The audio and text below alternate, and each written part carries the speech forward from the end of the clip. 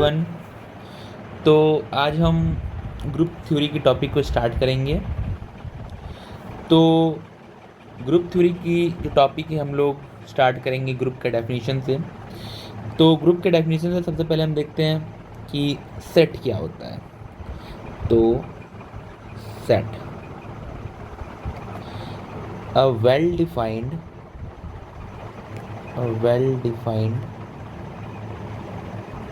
collection of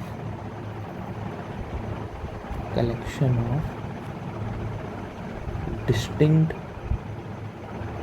a well-defined collection of distinct objects, इसको हम लोग बोलते हैं सेट। वेल डिफाइंड से मतलब क्या है? वेल डिफाइंड से कहने का मतलब है कि पर्सन टू पर्सन एक्चुअली हमारा एम्बिग्विटी नहीं होनी चाहिए, like no ambiguity. Person to person चीज़ें चेंज नहीं होनी चाहिए। For example, let suppose we are taking a collection of all intelligent students in a class. तो हो सकता है किसी के लिए इंटेलिजेंट स्टूडेंट जो हो कुछ और हो, जबकि किसी के लिए कुछ और हो। तो यहाँ पे क्या होता है, एक एम्बिग्विटी आती है, इसलिए ये जो है वेल डिफाइंड नहीं है। तो सेट जो होता है वो हमेशा वेल डिफाइंड कलेक्शन होता है डिस्टिंक्ट ऑब्जेक्ट्स का। अब हम क्या करते हैं, एक ऑपरेशन लेते हैं स्टार। स्टार क्या है हमारा? एक ऑपरेशन है। ये कुछ भी हो सकता है, लाइक प्लस माइनस, किसी टाइप का भी हो सकता है। अब इस स्टार ऑपरेशन को हम बाइनरी ऑपरेशन बोलेंगे। इसको हम क्या करेंगे? बाइनरी ऑपरेशन बोलेंगे। बाइनरी ऑपरेशन कब? जब वो सेट की एलिमेंट को सेट में ही ले जाए।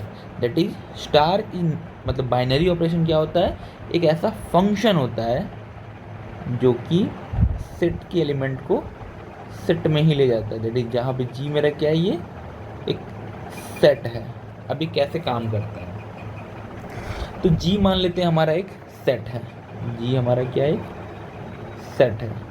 तो जी क्रॉस जी क्या होगा? Cartesian product.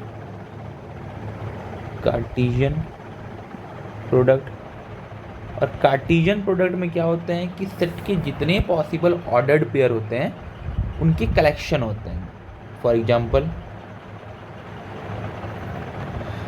मान लेते हैं जी जो सेट है उसमें एलिमेंट है 1, 2। तो जो जी क्रॉस जी होगा हमारा, उसमें होगा 1, 1, 1, 2, 2, 1 एंड 2, 2। ये 4 एलिमेंट होगा जी क्रॉस जी में। तो जी क्रॉस जी क्या रखता है? सारे पॉसिबल ऑर्डर्ड पेयर का कलेक्शन। अब जो बाइनरी ऑपरेशन है वो एक ऐसा ऑपरेशन है जो सेट के एलिमेंट को सेट में ही भेजता है। कहने का मतलब कि अगर एक एलिमेंट हम जी क्रॉस जी से लें, जी क्रॉस जी से मतलब ऑर्डर पेयर होगा। लेट सपोज हम लोग इसको उठाते हैं 1, 2 को, तो 1 और 2 के बीच अगर स्टार ऑपरेशन लगाते हैं तो जो हमको ऑपरेशन लगाने के बाद जो एलिमेंट मिलेगा, लेट सपोज हमको एक सी एलिमेंट मिलता है, तो वो एलिमेंट भी जी में ही बिलोंग करना चाहिए। तब हम उस ऑपरेशन स्टार को बोलते हैं बाइनरी ऑपरेशन। जैसे कि मान लेते हैं कि जी जो हमारा है, लेट सपोज जी हमारा सेट ऑफ इंटीजर्स है और ऑपरेशन हमारा स्टार जो है वो प्लस ऑपरेशन है, स्टैंडर्ड एडिशन। ठीक है, क्या है हमारा? Standard addition. तो अगर हम लोग कोई दो नंबर्स लेंगे, लाइक एक 2 एक 3, और इसकी ऑपरेशन करेंगे 2 + 3, तो ये 5 होगा, जो कि सेट ऑफ इंटीजर से ही बिलोंग करेगा अगेन। तो हम लोग बोल सकते हैं कि यहाँ पे जो ऑपरेशन प्लस है वो सेट ऑफ इंटीजर्स में एक बाइनरी ऑपरेशन है। ठीक है ना? अब हम इसको डिफाइन करते हैं properly. Binary operation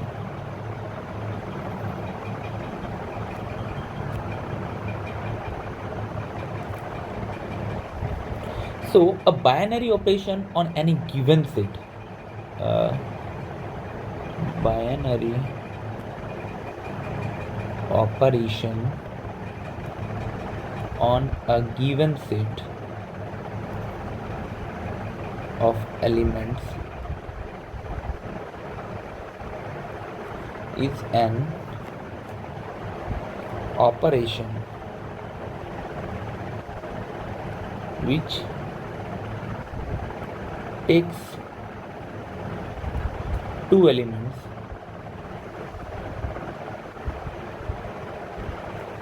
as input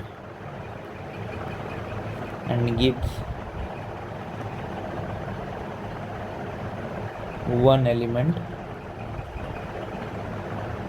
as output. ठीक है, अब हम क्या करते हैं, कुछ एग्जाम्पल देखते हैं सेट्स के ऊपर. एग्जाम्पल जैसे कि हम लोग ऊपर देखें कि सेट ऑफ इंटीजर्स के ऊपर प्लस जो ऑपरेशन है वो एक बाइनरी ऑपरेशन है. नाउ क्या सेट ऑफ इंटीजर्स के ऊपर डिवाइड एक बाइनरी ऑपरेशन है क्या?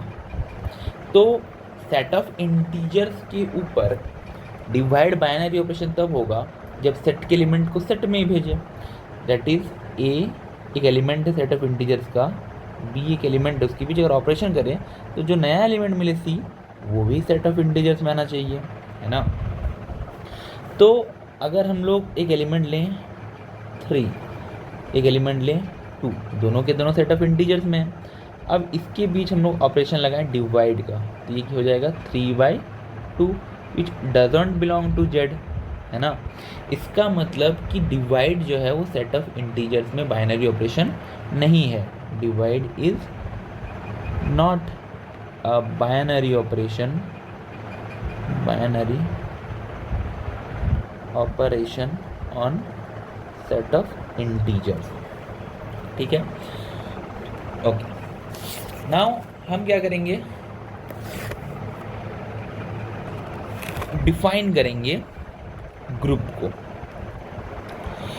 तो जब किसी सेट G के ऊपर हम स्टार ऑपरेशन डिफाइन करते हैं तो ये जो पेयर लिखते हैं G स्टार के साथ, इसको हम लोग कहते हैं अलजेब्रिक स्ट्रक्चर.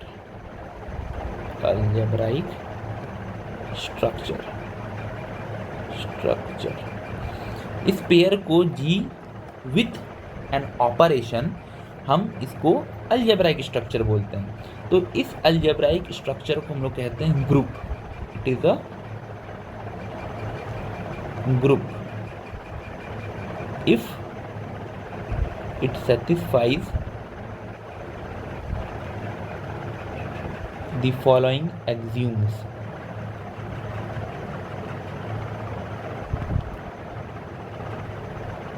जब ये फॉलोइंग कुछ एक्सियूम्स हैं, जब वो सेटिस्फाई कर जाता है ये अलजेब्रिक स्ट्रक्चर, तो हम लोग बोलते हैं कि ये अलजेब्रिक स्ट्रक्चर जो होगा वो क्या होगा, एक ग्रुप फॉर्म करेगा. तो पहला है closure property.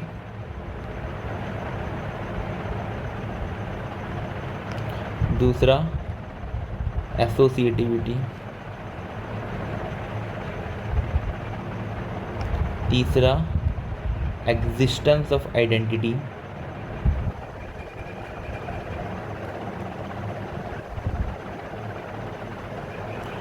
Fourth existence of inverse.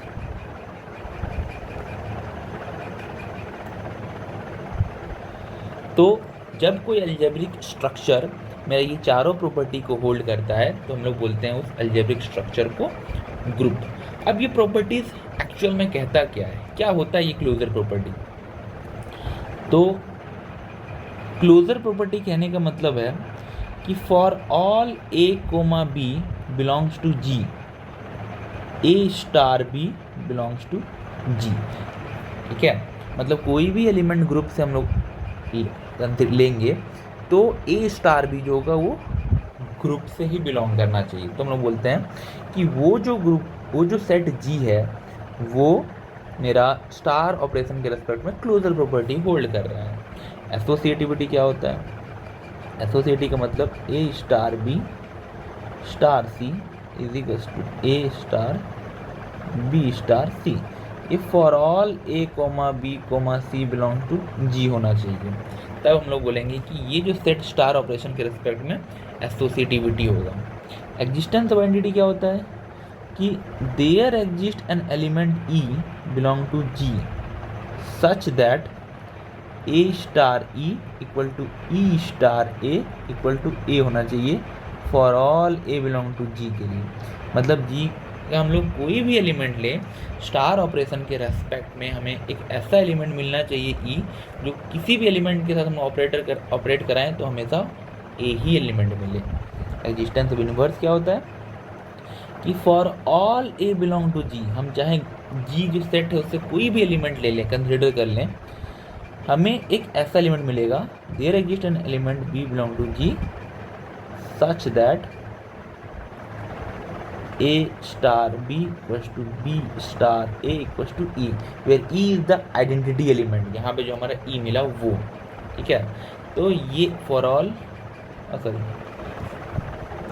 तो कोई भी एलिमेंट हम लोग इस सेट G से ले तो उसके लिए हमें एक यूनिक एलिमेंट मिलना चाहिए B जो ये होल्ड करे। तो हम लोग बोलेंगे कि हर एलिमेंट का इन्वर्स एग्जिस्ट कर रहा है। देन जब ये चारों प्रॉपर्टी होल्ड कर जाए कोई अलजेब्रिक स्ट्रक्चर तो हम लोग बोलते हैं उसको ग्रुप। वन थिंग कि अगर यहाँ पे कह दिया जाए कि ये स्टार ऑपरेशन जो है वो बाइनरी ऑपरेशन है, अब अगर बाइनरी ऑपरेशन है स्टार तो ग्रुप के एलिमेंट को ग्रुप में ही भेज रहा है। इसका मतलब अगर ग्रुप से कोई दो एलिमेंट कंसिडर करें हम लोग ए बी तो ए स्टार भी जी में ही बिलोंग कर रहा है। तो ये क्लोजर प्रॉपर्टी जो है अल्टीमेटली वो बाइनरी ऑपरेशन ही तो है एक्चुअली। तो अगर कह दिया जाए कि स्टार बाइनरी ऑपरेशन है तो हमें क्लोजर प्रॉपर्टी दिखाने की कोई आवश्यकता नहीं है। अब एक प्रॉपर्टी होती है कॉम्यूटेटिविटी।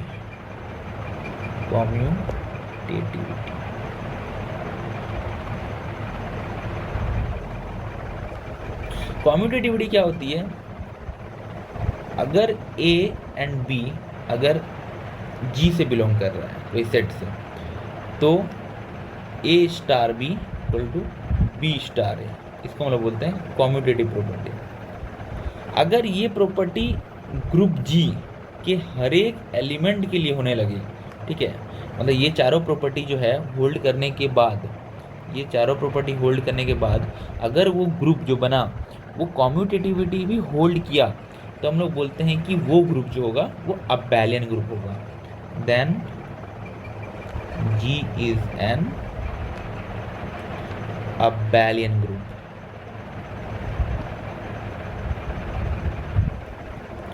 Okay fine. अब हम क्या करते हैं, कुछ एग्जांपल्स देखेंगे ग्रुप के एक करके। एग्जांपल्स जैसे हम लोग ले लेते हैं Z set of integers, set of integers. अब हम लोग ऑपरेशन लेते हैं प्लस लेते हैं हम लोग ऑपरेशन। तो क्या प्लस ऑपरेशन के रेस्पेक्ट में सेट ऑफ इंटीजर्स ग्रुप बनाएगा? तो ग्रुप तब बनाएगा जब ये चारों प्रॉपर्टी होल्ड करेगा। हमने ऊपर देखा था कि सेट ऑफ इंटीजर जो होता है यहाँ पे देखा, सेट ऑफ इंटीजर्स में जो प्लस ऑपरेशन है वो क्या है, एक बाइनरी ऑपरेशन है, क्योंकि दो इंटीजर्स को ऐड करने से हमेशा एक इंटीजर्स ही मिलता है। तो ये क्लोजर प्रॉपर्टी होल्ड कर जाएगा, क्लोजर प्रॉपर्टी होल्ड कर जाएगा। दूसरा है एसोसिएटिविटी। क्या एसोसिएटिविटी होगा? तो हम देख सकते हैं कि सेट ऑफ इंटीजर्स प्लस के रेस्पेक्ट में एसोसिएटिव होता है। क्यों?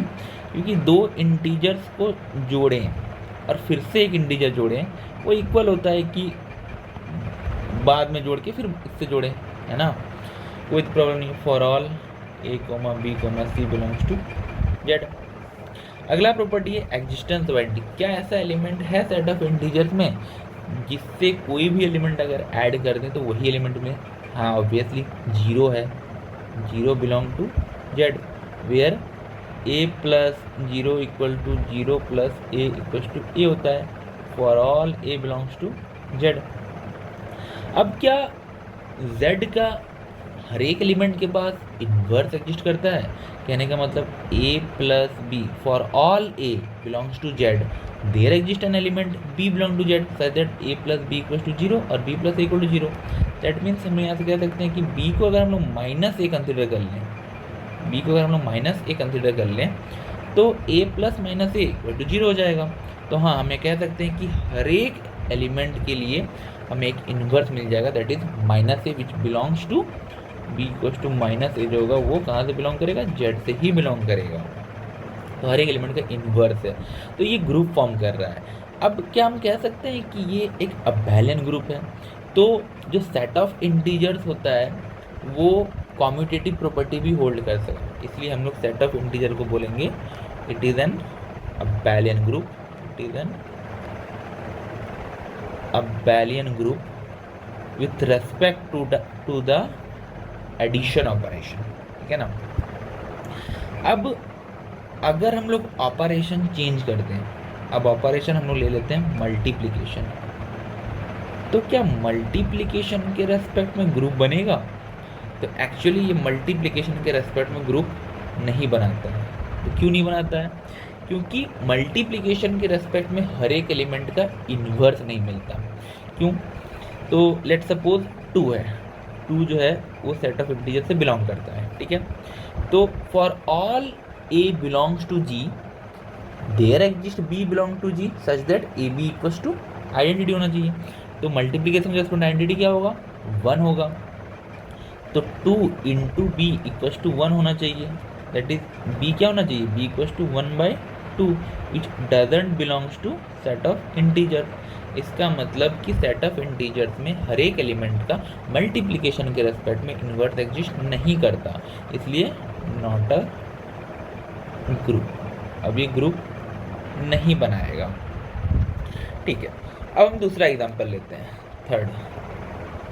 क्या सेट ऑफ रैशनल मल्टीप्लिकेशन के रेस्पेक्ट में ग्रुप बनाएगा? बट सो अगर हम लोग एक एलिमेंट लेते हैं, लेट सपोज p हमने एक एलिमेंट कंसिडर किया कहाँ से? q से। तो एक ऐसा एलिमेंट एग्जिस्ट करना चाहिए हमारा q, जो pq, मान लेते हैं p एक एलिमेंट लिए q से, तो एक ऐसा हमारा p डैश बिलोंग करना चाहिए q से, है ना, such that p into p dash equal to 1 होना चाहिए, क्योंकि यहाँ हमारा जो q मल्टीप्लिकेशन के रेस्पेक्ट में जो आइडेंटिटी एलिमेंट है वो 1 है ना। तो हमारा जो इन्वर्स होगा वो क्या होगा? p dash equal to 1/p।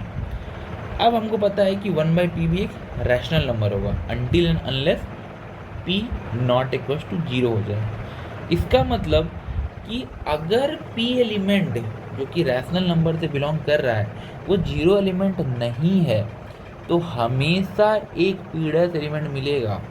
ठीक है, such that p into p dash equal to 1 हो जाए, जहाँ 1 एंटी एलिमेंट है। इसका मतलब कि q जो सेट ऑफ रैशनल नंबर है वो मल्टीप्लिकेशन के रेस्पेक्ट में ग्रुप नहीं बनाएगा। क्यों? क्योंकि जो 0 है, 0 एलिमेंट, उसका इन्वर्स एग्जिस्ट नहीं करता। तो अगर हम लोग 0 एलिमेंट को हटा दें तब ग्रुप बना सकता है, दैट इज q माइनस 0 जो होगा वो मल्टीप्लिकेशन के रेस्पेक्ट में इज अ ग्रुप फॉर्म करेगा। ठीक है ना। तो ये हो गया हमारा एक ग्रुप जो कि मल्टीप्लिकेशन के रेस्पेक्ट में फॉर्म कर रहा है। सिमिलरली हम लोग कह सकते हैं कि r जो होगा set of real number minus 0 वो भी एक ग्रुप फॉर्म करेगा, इज अ ग्रुप। इवन ये सब जो है वो एक अबेलियन ग्रुप है, c माइनस 0 मल्टीप्लिकेशन के रेस्पेक्ट में इज अ ग्रुप। फर्दर ये जो है वो एक अबेलियन ग्रुप है, abelian group. Check it by yourself, check it. Okay, now हम क्या करेंगे, कुछ और एग्जांपल देखेंगे अब। ठीक है, तो अब हम एक सेट बनाते हैं मैट्रिसेस का। जी एक सेट है, किसका है? मैट्रिसेस का, 2x2 का। A B C D, जहाँ पे A, B, C, D belong कर रहा सेट ऑफ रियल नंबर से।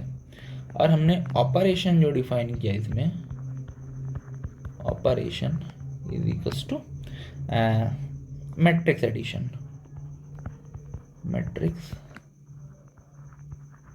एडिशन। ओके, अब हमें बताना है कि क्या ये मैट्रिक्स एडिशन के रेस्पेक्ट में ग्रुप बनाएगा। तो ये एक ग्रुप बनाता है, it is a group. Okay, ये क्या होता है, ग्रुप फॉर्म करता है। चेक इट, चेक, ठीक है। लेकिन अगर हम लोग ऑपरेशन को मैट्रिक्स मल्टीप्लिकेशन ले लें तब क्या होगा। अगर हम लोग operation equals to matrix multiplication ले लें तो क्या ये ग्रुप फॉर्म करेगा ये सेट जी। तो एक्चुअली ये ग्रुप फॉर्म नहीं करता है। कैसे नहीं करता है हम आगे देखेंगे। तो हमने कहा कि जो जी सेट है मैट्रिसेस का, वो मैट्रिक्स एडिशन के साथ ग्रुप फॉर्म करता है। इवन ये एक अबेलियन ग्रुप भी होता है, abelian group. Okay, now matrix multiplication के रेस्पेक्ट में हमें देखना है कि ग्रुप फॉर्म क्यों नहीं कर रहा है एक्चुअली में। ठीक है, तो हमें पता है कि दो मैट्रिक्स का मल्टीप्लिकेशन जो होगा वो हमेशा एक मैट्रिक्स ही मिलेगा, और वो 2x2 का मैट्रिक्स है। और दो मैट्रिक्स का हम लोग मल्टीप्लाई करें अगर, तो हमें एक 2x2 का मैट्रिक्स मिलेगा और एलिमेंट्स हमेशा R से आएंगे। तो क्लोजर प्रॉपर्टी तो होल्ड कर जाएगी, क्लोजर हो जाएगी। सिमिलरली एसोसिएटिविटी भी हो जाएगी, यू कैन चेक इट। 3, हमें देखना है क्या आइडेंटिटी एलिमेंट इसके पास है। तो यस, आइडेंटिटी एलिमेंट है इसके पास, E = 1 0 0 1। अगर इस मैट्रिक्स को हम लोग किसी भी मैट्रिक्स के साथ मल्टीप्लाई करें तो वही मैट्रिक्स मिलेगा। ये भी हो जा रहा है। तो प्रॉब्लम कहाँ आ रही है, किस वजह से जो जी सेट है वो मैट्रिक्स मल्टीप्लिकेशन के रेस्पेक्ट में ग्रुप नहीं बना पा रहा है। तो वो प्रॉब्लम आ रही है एग्जिस्टेंस ऑफ इन्वर्स में। मतलब इन्वर्स हर एलिमेंट का यहाँ पे एग्जिस्ट नहीं करता है। तो इन्वर्स एग्जिस्ट करने के लिए क्या होना चाहिए, for all a matrix belong to g there exist an element B belong to ji such that a b equals to identity. यही होना चाहिए ना। दैट मीन्स अगर A1 B1 C1 D1 एक मैट्रिक्स है तो हमें हमेशा एक ऐसा मैट्रिक्स मिलना चाहिए A2 B2 C2 D2 जो कि 1 0 0 1 दे, है ना। तो ही हम लोग कह सकते हैं कि हर एक एलिमेंट का इन्वर्स एग्जिस्ट करेगा। तो क्या ऐसा पॉसिबल है हमेशा या नहीं है। तो ये एक्चुअल में ऐसा नहीं है। क्यों, दिखते हैं। तो जो मान लेते हैं थोड़ी देर के लिए हर एक एलिमेंट का इन्वर्स है, मान लेते हैं। तो अगर इस मैट्रिक्स ए का इन्वर्स एग्जिस्ट कर रहा है तो इस मैट्रिक्स का इन्वर्स होगा क्या जब आइडेंटिटी एलिमेंट मेरा ये हो। तो एक्चुअली जो ए मैट्रिक्स है उसका जो इन्वर्स होगा वो होगा 1/a A1 D1 minus B1 C1, और ये हो जाएगा D1 A1 minus B1 minus C1। ये हो जाएगा इन्वर्स अगर इस मैट्रिक्स का एग्जिस्ट करता इन्वर्स। ठीक है, लेकिन अब यहाँ से हमारा एक कंडीशन आता, ये A1 D1 minus B1 C1, ये कंडीशन अगर ये 0 हो जाए तो फिर ए इन्वर्स एग्जिस्ट नहीं करेगा। इसका मतलब ए इन्वर्स एग्जिस्ट करने के लिए इसको नॉन जीरो होना पड़ेगा। और A1 D1 minus B1 C1 है क्या एक्चुअली इस मैट्रिक्स ए के लिए, डिटर्मिनेंट है। इसका मतलब determinant of a non zero होना पड़ेगा, तो ही हम कह सकते हैं कि उस मैट्रिक्स का इन्वर्स एग्जिस्ट करेगा। इसका मतलब कि मैट्रिक्स को इन्वर्टिबल होना पड़ेगा, मैट्रिक्स इन्वर्टिबल होना पड़ेगा, तब हम लोग कह सकते हैं कि उस मैट्रिक्स का इन्वर्स एग्जिस्ट करेगा। लेकिन हम लोग जो सेट लिए जी उसमें तो सारे मैट्रिक्स हैं, नॉन इन्वर्टिबल भी हैं, इन्वर्टिबल भी हैं। तो हम एक काम कर सकते हैं, अगर हम लोग इस मैट्रिक्स में जितने भी नॉन इन्वर्टिबल, मतलब इस सेट में जितने भी नॉन इन्वर्टिबल मैट्रिक्स हैं उसको हटा दें और सिर्फ इन्वर्टिबल मैट्रिक्स को रखें, तो ये मैट्रिक्स मल्टीप्लिकेशन के रिस्पेक्ट में एक ग्रुप फॉर्म करेगा। दैट इज, अब हम लोग एक जीडीएस सेट बनाएं। इसमें कैसे लें matrix A B C D, जहाँ A comma B comma C comma D belong to R and A D minus B C not equals to 0 है। अब ऑपरेशन क्या है हमारा, ऑपरेशन है मेरा मैट्रिक्स मल्टीप्लिकेशन, ठीक है ना। तो अब ये एक ग्रुप फॉर्म करेगा मैट्रिक्स मल्टीप्लिकेशन में। क्यों? क्योंकि हमने देखा कि किसी एलिमेंट का इन्वर्स तो ही एग्जिस्ट कर सकता है जब उसका डिटरमिनेंट नॉन जीरो, जबकि उसमें बहुत सारे नॉन इन्वर्टिबल मैट्रिक्स आ रहे थे, तो हमने उसको हटा दिया, तो एक नया फॉर्म किया ये। इसको हम लोग कहते हैं general linear group, general linear group. इसको हम लोग डिनोट करते हैं GLN के से, जहाँ के हमारा एक फील्ड है। एक्चुअली ABCD जो एलिमेंट है मैट्रिक्स के वो फील्ड से आते हैं, जहाँ ये के हमारा फील्ड का काम करता है, एन हमारा मैट्रिक्स का ऑर्डर को बताता है। ये GLN के क्या है, set of all invertible matrix. Okay, now एक और एग्जांपल लेते हैं। एग्जांपल एक और सेट लेते हैं, G1 सेट। G1 सेट में क्या है मेरे, इसमें मैट्रिसेस ही हैं A such that A belongs to R। Operation क्या है हमारा, operation equals to matrix multiplication, ठीक है। अब हमने थोड़ी देर पहले ऊपर देखा था कि मैट्रिक्स मल्टीप्लिकेशन में जो नॉन इन्वर्टिबल मैट्रिसेस थे उसके इन्वर्स एग्जिस्ट नहीं कर रहे थे। नॉन इन्वर्टिबल मैट्रिक्स का सेंस क्या था कि डिटरमिनेंट जो होगा उसका 0 होगा। अब अगर हम लोग G1 से एक एलिमेंट उठाएं तो वो एलिमेंट कुछ इस टाइप का दिखेगा, ए टाइप का, और अगर इसका डिटरमिनेंट निकालें तो ऑब्वियसली 0 होगा। तो हमें इंट्यूशन आ रहा है कि यहाँ तो सारे मैट्रिसेस ही नॉन इन्वर्टिबल है, तो क्या होंगे कि इसके इन्वर्स एग्जिस्ट ही नहीं करेंगे, किसी भी एलिमेंट के इन्वर्स एग्जिस्ट नहीं करेंगे इसका मतलब।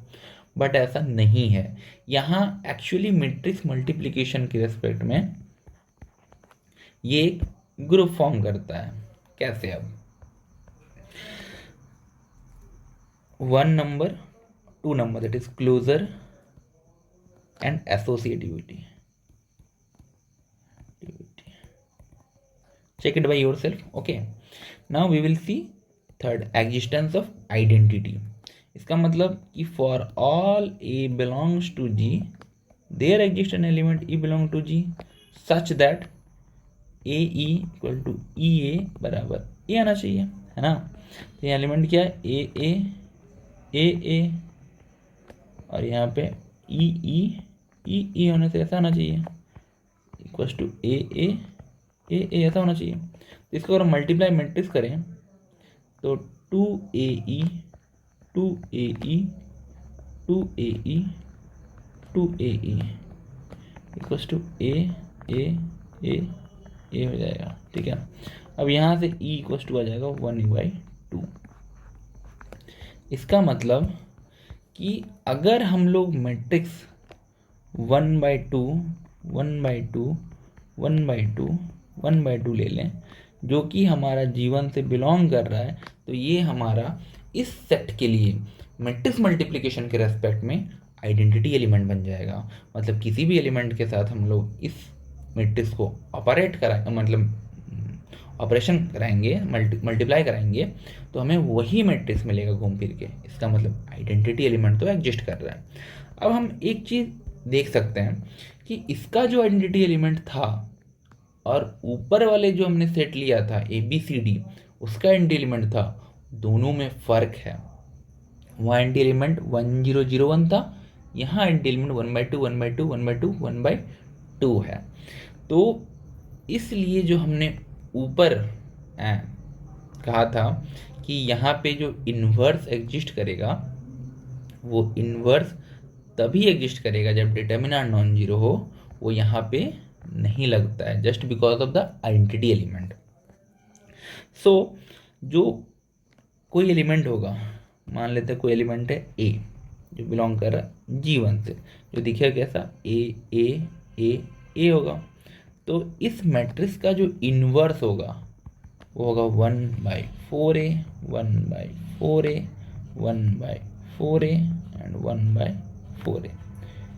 आप इसको चेक कर सकते हैं कैसे ना, AB इक्वल्स टू आइडेंटिटी करके, जहाँ हमारा आइडेंटिटी एलिमेंट क्या है, ये है आइडेंटिटी एलिमेंट। बस ये हमें चेक करके देखना है कि ये हो रहा है या नहीं। दैट इज हमें A मैट्रिक्स इसको और A इनवर्स इसको अगर हम लोग मल्टीप्लाई करेंगे ना, तो हमारा 1/2 1/2 1/2 1/2 ही आएगा।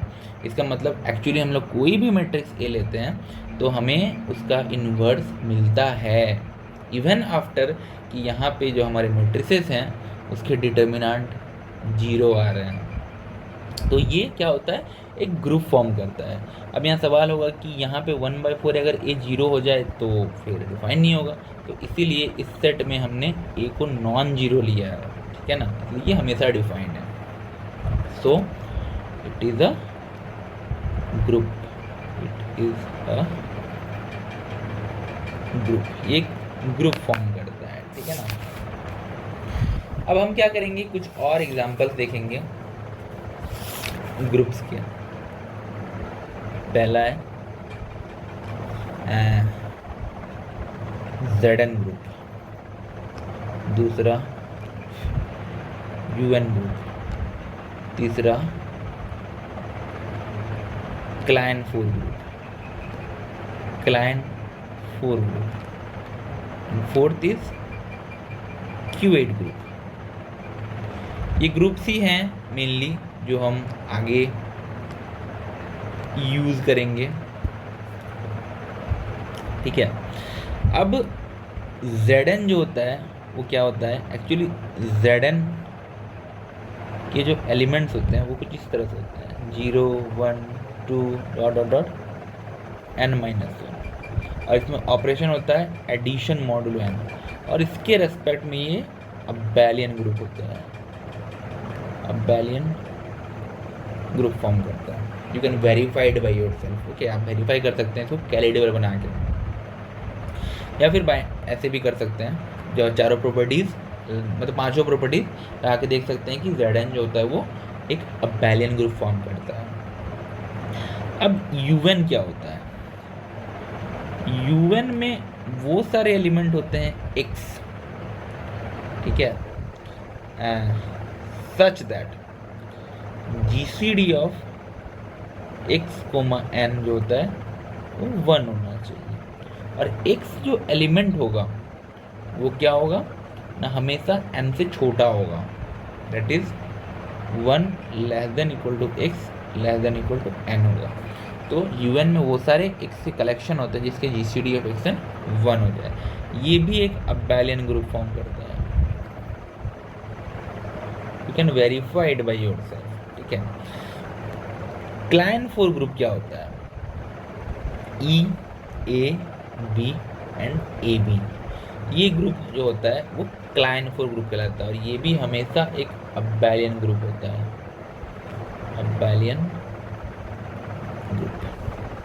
Q8 ग्रुप क्या होता है, Q8 ग्रुप होता है +-1 +-I +-J +-K, और इसमें ऑपरेशन होता है मल्टीप्लिकेशन का। ये जो होता है वो नॉन अबेलियन ग्रुप होता है, नॉन अबेलियन ग्रुप।